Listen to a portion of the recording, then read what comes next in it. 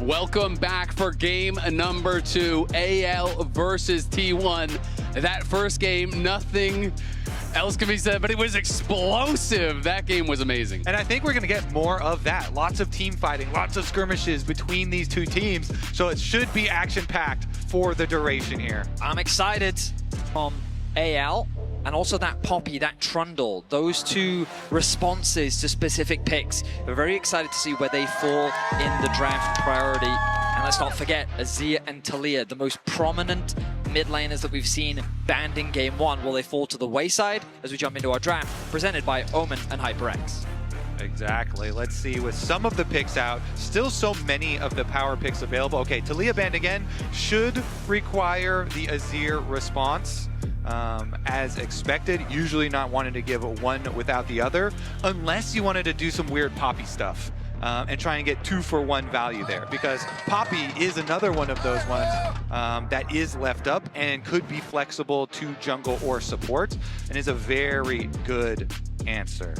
The Varus ban comes through from AL. So far the bans are very similar to what we saw. We are just missing that Azir that you were talking about, Kobe. T1 taking their time, thinking about how they want to close this one out. What will their priority be here in the draft? Remember, Rumble with Galio gone naturally rises in priority as well. Jarvan taken out of the pool is something we've seen Tarzan work with and have a lot of success with as well. And has a lot of synergy with Rumble. Yeah. So maybe looking to break that up. This will be the Rumble priority here for T1. Yeah, Rumble up and available, Rise another one, but it does feel like it is an angle for that potential Rumble first pick if T1 wants to go for it. Yeah, quite a few options still left up as far as the bottom lane, and they do slam down the early Lucian here. So Braum has been super duper popular as the pairing, even oftentimes surpassing the Namis and the Milios of old, which definitely does kind of put you into a more counter-engage and defensive mindset, but it has a very flexible outlook. So let's see what the exchange is going to be. This would put a lot of this would dissuade you a bit from picking the Xin in that case, because then Trundle is very good into Xin, and some of the AD jungles have been kind of whittled away here already pretty early on. My instincts are that AL might just slam a Sion. Oh, okay.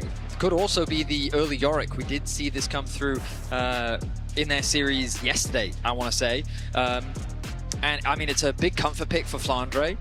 In the matchup against Bin, he actually fell behind a little bit, but then he came back and had a huge impact later on in the game. And so oftentimes you'll see either the Sion, Jax, maybe Cho'Gath into that one here. You could still do Renekton as well. One of the nerfs to Yorick for this patch for MSI was the armor. And so you do have a couple more of those options. And one of the things I like about the Trundle pairing with it is it's dissuading you from going towards the Cho'Gath and the Sion, which are two really stable, strong answers to the Yorick. I'm thinking about AL just locking something like a Rakan here as well. When you go for the blind Braum, obviously it's a fantastic pairing alongside the Lucian. Faker's Rise. These do feel like a lot of denial picks, but we saw a composition similar to this come through from T1 in their series against Gen G. And instantly, another denial, you know, taking away the Orianna from Faker. He's like, okay, fine, you're going to take my Rise? I will take your Orianna here. Both teams here really utilizing the fearless aspect of it, but that leaves up in doubt what is going to be the answer into Flandre's Yorick at the top side. They actually don't even protection ban it early on here, going for the Nocturne instead, which Owner has played a bunch of. Yeah, I guess they, as Azel was already saying, they're not worried about the tank responses just because the Trundle already locked in. And instead they're worried about the potential dive against an Orianna. Like front to back is probably the style of play that they want to be playing. They can also like round things out with an Ezreal. You'll notice that T1 also recognizing that support pool and wanting to remove the Rakan as a possibility. I wonder if something like the Leona may also be taken away, or if instead they might want to get rid of an AD carry option to limit some of Hope's options. But you can see that Jack's something that Flandre did play into when he played against Bin, and the matchup can be quite difficult, especially if that Jax gets ahead early. Okay, any more support options they're truly worried about playing into? Okay. The Alistar here instead. Generally, I consider Braum good into the Alistar, but I guess they are worried about just giving Kyle the ability to engage, wanting to limit some of the ways that he starts fights. Right now, the Karma Hover, really good matchup into the Braum, and they're going to lock that in. Screams to me something like an Ezreal to come through from the side of AL. It also screams to me that AL are not going to have a lot of hard engage at all for themselves. Going to rely on some pretty good shockwaves and going to rely on really playing the map. They're so good since they've used Flandre's York so often, but having a bottom lane that is going to be heavy pressure, double poke there with the Karma instead of getting in their engage. We've seen the Lee do well into the Trundle just because of the mobility that the champion has, and Ona, I mean, he's a very well-known Lee Sin player. He did bring it out in Game 5 against Gen.G, had a great start, but then he had that blunder around the Otacon where he stepped too far and walked into the traps. You also mentioned the Renekton earlier, Kobe. That does seem to be the direction that Doran is thinking, and he will lock it in. So a pretty powerful skirmish composition coming through from T1 with things like the Renekton, Lee Sin, and Braum. If Kerry can get out into the map, like the 2v2s, 3v3s are monstrous. They have a tremendous amount of CC, between the Rise, the Braum passive, the Renekton stuns. They really can be powerful, as you say, but definitely some potential concerns as you get towards the later stages of the game. Can you actually lock down this Ezreal? Do you have enough hard engage to really get in there? Because you are dependent upon flanks, you're dependent upon getting in with someone like the Renekton or a Kick Flash onto the Ezreal who can be hard to lock down. I completely agree. I think that AL's composition is straightforward, and I like the approach that they've gone for. I will say across the board, the engage is quite low. I will give the range advantage to AL simply because they have the Ezreal, the small amount of poke that can also come through from the Yorick. But patience, I think, is going to be key when it comes to playing these fights, and control of the side lanes is going to be side lane. Career, a very long career, but we'll get into it with Game 2 being so important. Jumping into Game 2.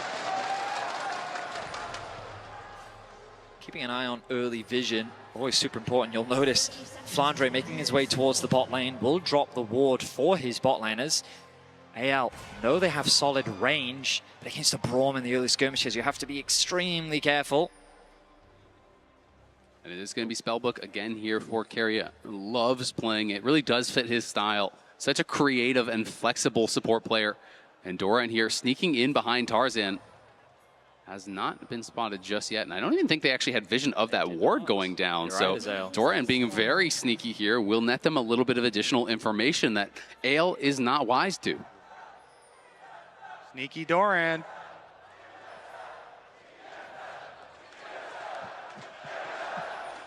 Oh, a classic. And they still alive after all. Oh my god. There may very well be league players today that have no idea who TSM are.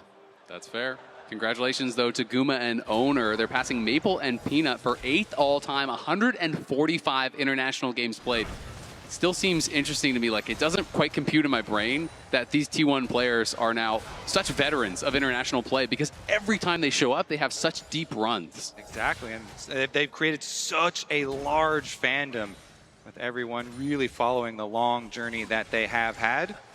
The journeys for the junglers in this game are both going to be top towards that bottom. Of course, the deep ward that we saw placed up by the Raptor pit will alert T1 to Tarzan's pathing. Exactly. I'm curious as to how Ona will respond as the poke continues to come through. Early heal used by Carrier to sidestep some of the poke coming out from Hope. As Faker also just getting some nice trades in the middle lane. So T1 with push in mid and top. On the bot side of the map, it is Gumayusi and Carrier that are being put underneath their tower. There are a lot of histories, a lot of stories between the players on these teams, but also the coaches. Tabe has been around for a long time and has faced down T1 internationally a number of times, both as a player and as a coach. That was back when he was on Royal Club as a player, playing with Uzi. And as a coach, has had more success, much more success. I mean, 7-9 versus T1 is better than almost anyone does. This is a team that just wins time and time and time again. I will say I like what Tabe has cooked up for AL. Doran looking for a trade once more against Flandre. The back and forth between the two top laners is they're left isolated. Keeping my eyes on the junglers. The full clears are about to complete, and here we go. Owner is heading down, but Tarzan in the area as well. Both junglers will spot each other. Guma, nice little trade here onto Hope. Owner scrapping with Tarzan on the other side as Carrier goes forward. Can't connect on the winner's bite. Kael gets the root here. It does connect onto Guma. Owner heavily losing out in that fight, but will be able to just back it off. It will mean scuttle control on the bot side for AL. Yeah, really have to respect that Trundle. So he's going to be able to finish off this one. Owner actually going to make a pass through mid lane while Tarzan actually finishes the Scuttle Crab, running up to the second one so he doesn't get Scuttle Crabbed here. Should be fine there. Then the option usually for the Trundle is try and just place down a Trinket Ward by Raptors to see the second Raptor spawn so you can be there for the second timer, because Trundle is so good at going for 1v1s and invades. Lee Sin, of course, with the mobility, gets to choose a lot of the time the actual fight that you take. Flandra low under tower. Flandra incredibly low. We'll see if they can set up the dive here. Pushing in, Flandra, they'll have the stun. Doran can set it up. Can Flandra look for the outplay here? There's the stun, there's the Sonic Wave, and the resonating strike. It's first blood for Owner. Great stun setup there. Very easy for Doran's Renekton under the tower. An efficient route here, too, for Owner. Now he can just go for his reset as his camps are respawning. Tarzan was able to get an earlier base off, but I mean, that was a consequence of, oh, shanked. He gets very low, sidesteps nicely though, gets away to safety. The phase rush helping him out with that one. But yeah, I mean, not more else to say really on that top side play. Doran now going to be sent towards the bot side of the map. He's going to match into the Ezreal as Flandre's wave in a very awkward spot. The question mark ping coming through from AL on that top side. They're expecting the swap to come through, and his wave is just in a very dangerous position because of T1's ability to freeze it and potentially deny Flandre a lot of farm. And this is the benefit they get. They pull off that dive on top side. They had the crash wave, so Flandre had to TP immediately back up to try to fix that wave, but Guma shows up alongside Keria, and we'll see if they can actually hold this wave off the tower. Looks like Guma does want to thin the wave and potentially threaten that freeze. Meanwhile, it's just going to be the rotation over for the bottom side. Ezreal laning into Renekton now, keeping it safe. Doran going for a little scouting mission down there first, making sure there's no extra pressure to come through since they know both junglers heading towards this area. T1 playing with their pressure well though, going to start off this dragon immediately thanks to Doran and Faker getting pushed in their respective lanes. And because they've got the early support rotation here, Keria rotating over since Karma is showing so much in top side of the map. They know they've got it locked down, and will be dragon number 1 for T1. Similar to what we saw in game 1. T1 able to secure that first dragon as well. So small advantages beginning to be built by T1 here in the early game. They're playing around their push well, they're punishing the HP bars where they can. They're starting off strong, and I would say this is kind of what we expected based on the draft. Faker and Doran able to get that early push in against their counterpart. The ulti comes through from Faker. Faker with the Realm War. Flandre in trouble, has the flash. Will he be able to kite out? Doesn't look like it. He's going to get stunned up, and I don't even think it's worth using that flash. Gumayusi gets the kill, and the Maiden is going to be on cooldown for a very long time. AL targeted Doran in the previous game so heavily, and T1 actually going to go for both sides of the map. Owner is here, and Kael is gone. Hope is running for the hills. Will he be able to get out to safety? Doran waiting for the cooldowns. Owner backing off. T1 happy with what they have gotten. Just like that, T1 pick up 3 kills across the map. We talked about how you have to be very careful of this Ryze ultimate, and Faker doesn't waste any time. They've been utilizing their pressure so well. They collapse onto Flandre, who's isolated in the top lane, and they punish Kael on the bottom lane as well. A 1k gold lead, 7 minutes in. There's been a lot of talk about Faker and his laning phase not being as strong as it has been in the past, but this guy knows how to win games. He is always in the right place at the right time, doing whatever it takes to enable his teammates to get the win. Yeah, very active for T1, making plays on both sides of the map simultaneously.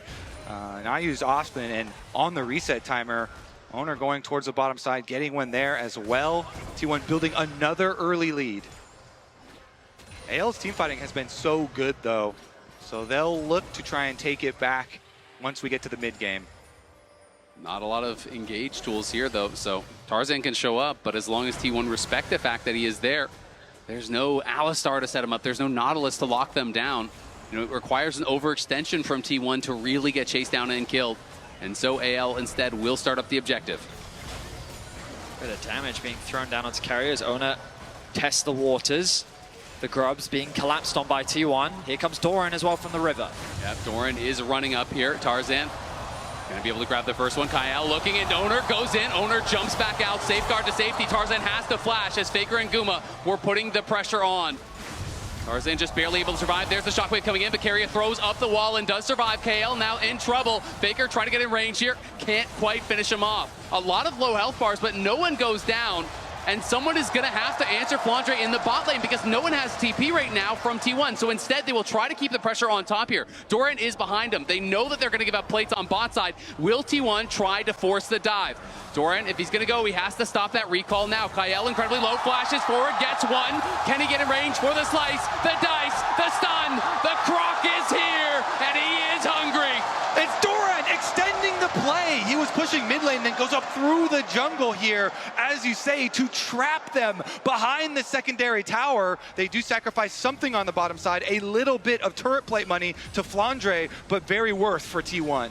T1, 5 kills to 0. We're not even at the 10-minute mark, but they are looking to skirmish. They are looking to fight where they can. We talked about it in the draft, how this Braum can provide so much value in these extended fights. And after chipping away at AL's HP bar, they knew that they could chase for more. A healthy gold lead, the Dragon spawning in about 1 minute and 15 seconds. And T1 in a fantastic position here in the early game. Doran at the center of much of the action here, involved in all but one of the kills. A significant gold lead, even though he gave up some plates and CS on the bot side to make that move. He's been put in a position to succeed here, and the pressure will be on him to do so. Yeah, meanwhile, into the side lanes here for Faker, for Rise. Comfortable position as they have Carrier kind of rotating over. There's plenty of vision for Shanks, so it shouldn't fall under any pressure, but is going to start to be fairly difficult for AL as they move in and get those deeper wards through the jungle. Owner now going to replace some of his own. Area sitting on that spellbook Ghost. Could give him an opportunity to go a little bit more aggressive if he sees one. But for now, both teams, I think, content to just continue farming here. And T1 does feel like they're in much better position around this Dragon. They have the vision control in the river, but AL does have a couple of deep wards, so we'll at least be able to spot a potential approach from T1 if they go for it. Oh no, with the Sundered Sky finished means that he is so strong on this Lee Sin.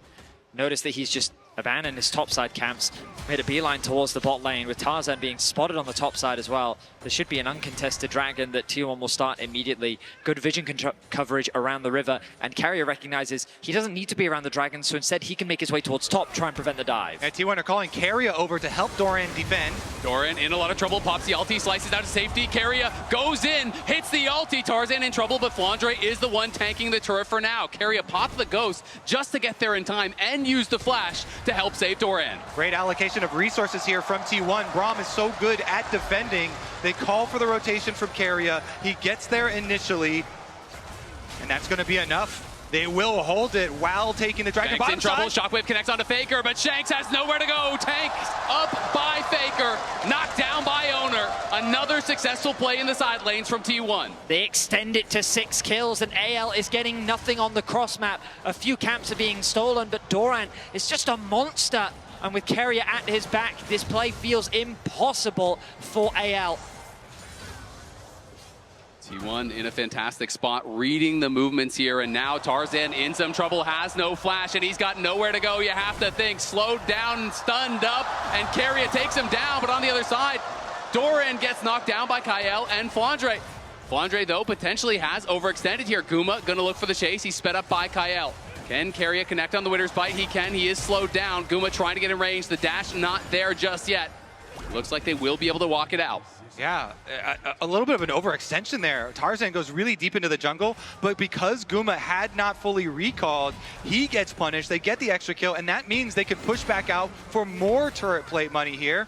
At least a little bit of tower damage. Guma feels confident in the 1 versus 2. He doesn't even have Carrier near him. Got it. But with how strong he is on the Lucian, he is now level 9. Hope just ticking over as well. I mean, T1 is accelerating this game at a rapid pace. 13 minutes in, the kills are 7-1. And bear in mind, while Tarzan was on the top side trying to make a play happen, he was able to steal away a Grom. Owner just took his entire bot side jungle. He has nearly a full level over Tarzan right now on this Lee Sin. He's continuing to ramp up. And it feels like that as we get closer to this Herald, this third dragon, T1 can just force these fights that AL is not strong enough to contest just yet. They absolutely will, and they already have the feats of strength, have those upgraded boots through here for T1. A lot of magical footwear though, so not a lot of value grabbed from it just yet, but will be coming through soon, you have to think, as Tarzan in the area, trying to see if Doran would go too aggressive. But Owner and Keria are here as well. Tarzan will spot them. Kyle there trying to keep him safe. Tarzan now is the target, will be able to back up. Nice pillar, buying some time as Keria will pop his barrier there with the spellbook and stay safe. I feel like with these compositions and with the early lead that T1 have, they're going to be in the driver's seat. They get to choose basically whatever fight is going to take place because AL have so few ways of actually forcing the issue in their favor or actually choosing the moment. Flandre locking down Faker. Looks like he wants a position for an all-in. He's trying to chase after Faker here, who is in some trouble. He's going to go for the Realm Warp. Can he actually interrupt it? He cannot. Doesn't have his cage available. You can bump him with the edge of it, but didn't have it up. Faker gets out to safety, but nice job by Flandre getting some pressure down. The True Shot Barrage will not interrupt him, but you can see Tarzan here to back him up. Keria, though, again, always covering the side lanes. Yeah, Keria, another shadow here, but the ghouls are doing some work. Ooh.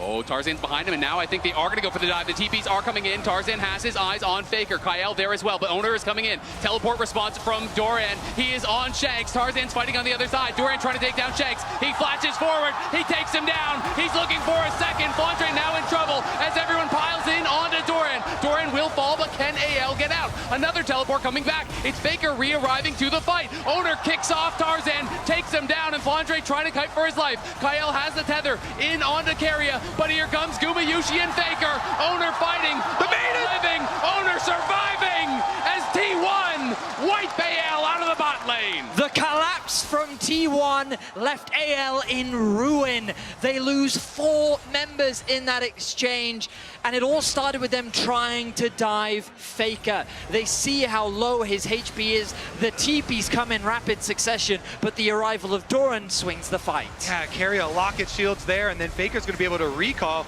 Doran, though, just absolutely destroyed Shanks, deleting him. Did go for the flash, and in the end, he does go down. But as you say, the rest of T1 are able to collapse, and you'll see there on the mini-map, Hope the Ezreal cannot join, so he just goes back to push the mid wave.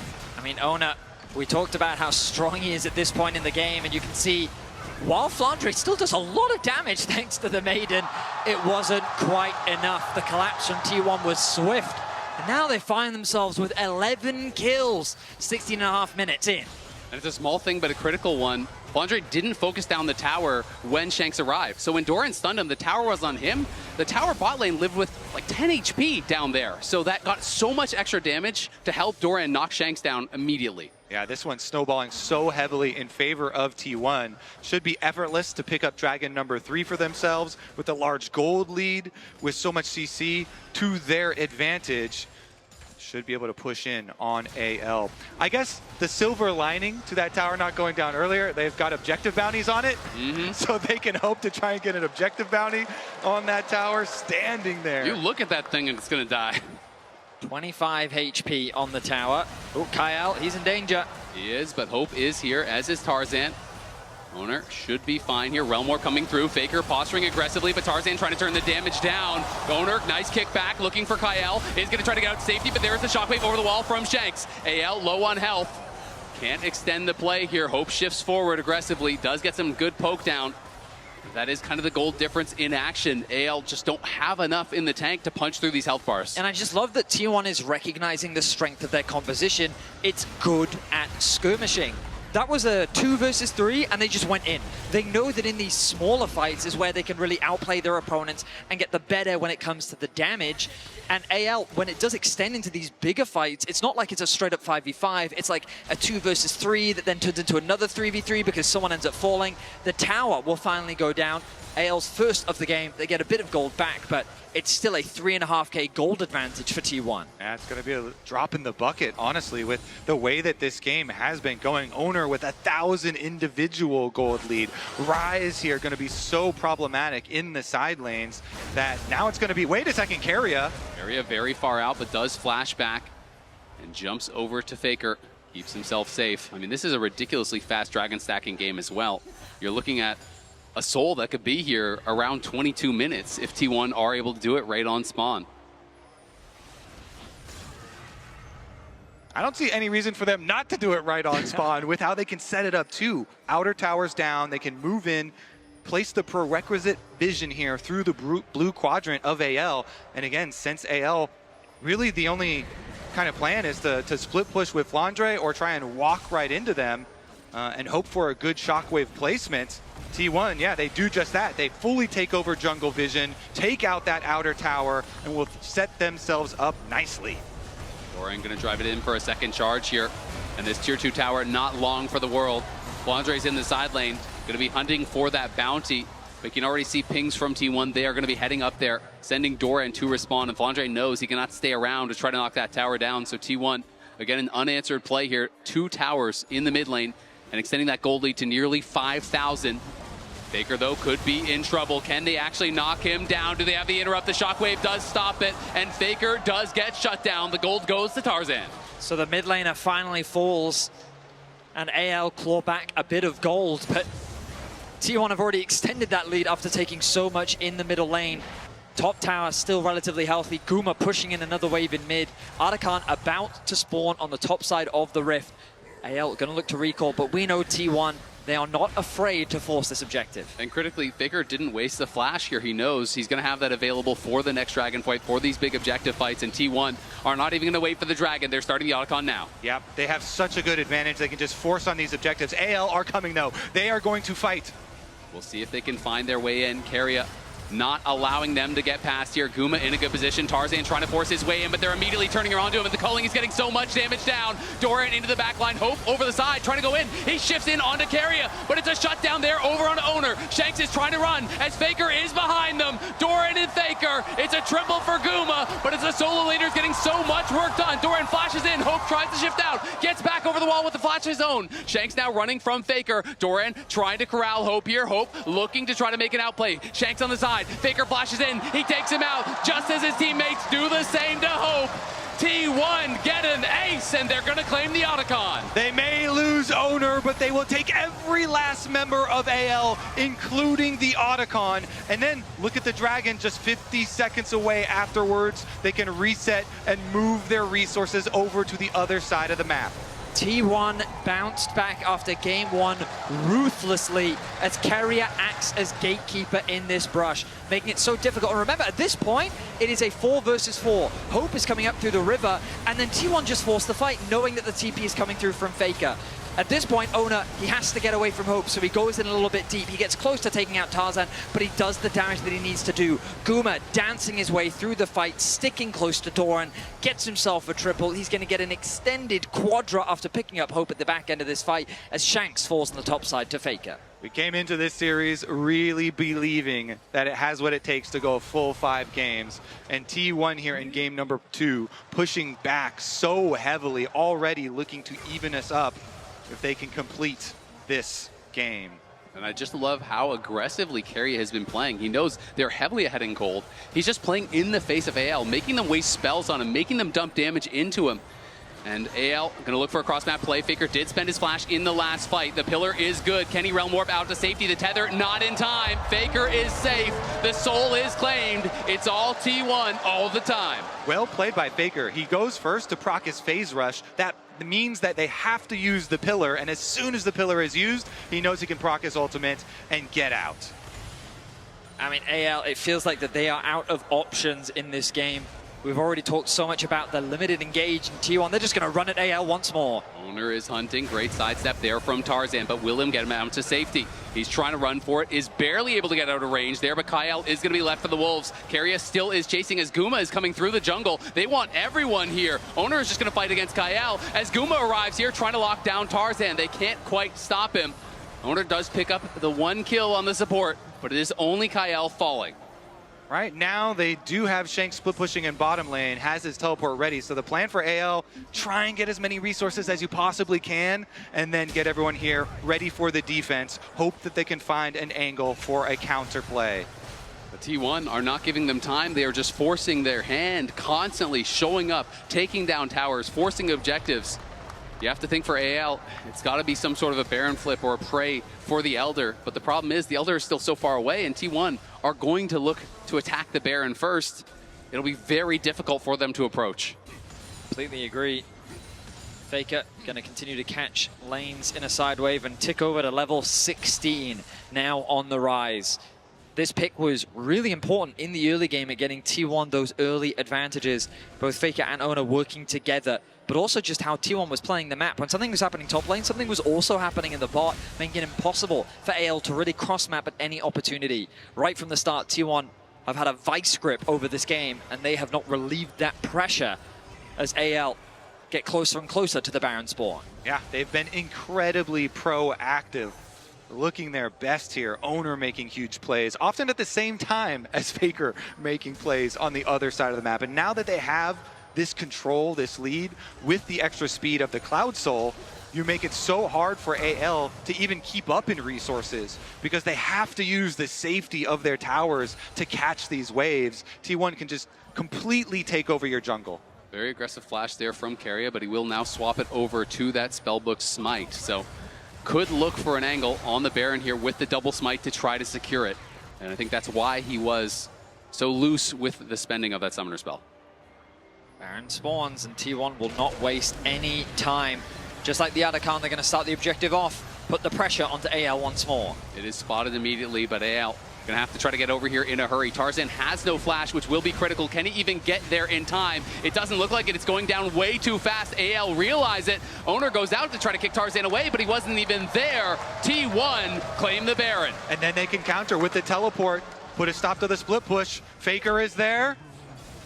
Will they be able to find the chase down? The Cloud Soul here going to pay dividends. As you can see, Oner running through the jungle. They're going to force out the defensive TP. Oner now turning back with Doran. He's going in on Tarzan. Tarzan in some trouble here as Hope is knocked up by Keria. But it's Gumayusi now firing. Gumayusi dashing forward, trying to pump the damage in.